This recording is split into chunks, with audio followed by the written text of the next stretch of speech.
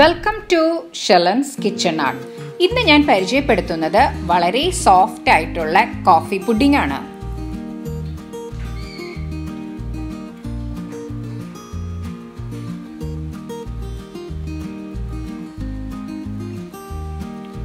ഒരു ബൗളിലേക്ക് കുറച്ച് ബട്ടർ ഇട്ട് നന്നായിട്ട് ഒന്ന് സ്പ്രെഡ് ചെയ്തെടുക്കാം.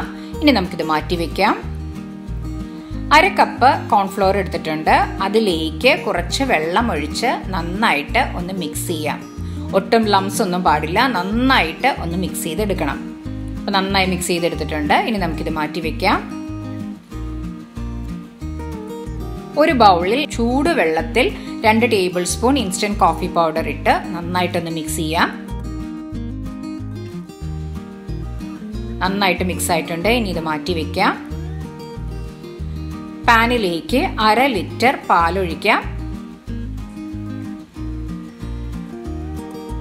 1/2 കപ്പ് പഞ്ചസാരയും കൂടെ ചേർത്ത് നന്നായിട്ട് ഒന്ന് തിളപ്പിക്കാം. ഇത് നന്നായിട്ടൊന്ന് മിക്സ് ചെയ്ത് കൊടുക്കാം. പാല് ഇപ്പൊ തിളച്ചു വരുന്നുണ്ട്. അതിലേക്ക് നമ്മൾ നേരത്തെ എടുത്തു വെച്ച കോഫി മിശ്രിതം ചേർക്കാം. നന്നായിട്ട് ഒന്ന് മിക്സ് ചെയ്യാം. ഇപ്പൊ നമ്മളുടെ പാല് നന്നായി തിളച്ച് വന്നിട്ടുണ്ട്. ഇനി നമുക്കത് ലോ ഫ്ലെയിമിലേക്ക് ആക്കാം. 1 ടേബിൾ സ്പൂൺ ചോക്ലേറ്റ് സിറപ്പ് ചേർക്കാം. ചോക്ലേറ്റ് സിറപ്പ് ഇല്ലെങ്കിൽ 1 ടേബിൾ സ്പൂൺ കൊക്കോ പൗഡർ ചേർത്താലും മതി.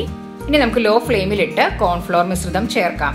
ഇനി ഇത് പെട്ടെന്ന് തന്നെ ഇത് നന്നായിട്ട് ഒന്ന് മിക്സ് ചെയ്തെടുക്കണം.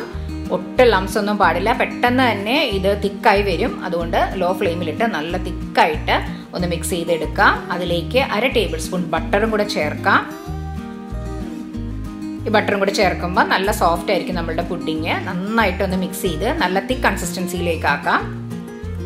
ഇപ്പൊ ഗ്യാസ് ഓഫ് ചെയ്തിട്ടുണ്ട്. ഇനി കുറച്ച് നേരം കൂടി നമുക്കിത് നന്നായിട്ടൊന്ന് ബീറ്റ് ചെയ്തെടുക്കാം. ഇനി നമ്മൾ നേരത്തെ ബട്ടർ തേച്ച ബൗളിലേക്ക് ഈ പുഡിംഗ് മിശ്രിതം നമുക്ക് ഒഴിക്കാം.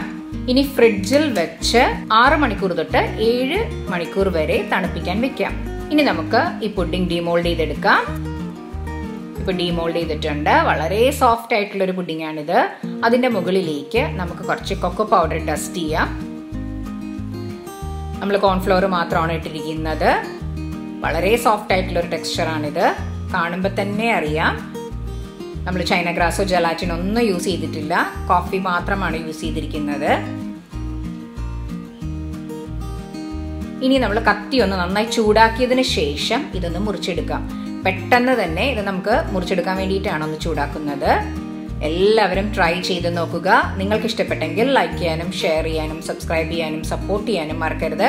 തൊട്ടടുത്തുള്ള ബെൽ ഐക്കൺ പ്രസ് ചെയ്താലേ ഇനി ഞാൻ അടുത്തിടുന്ന വീഡിയോയുടെ നോട്ടിഫിക്കേഷൻ കിട്ടുകയുള്ളൂ. Thanks for watching my channel.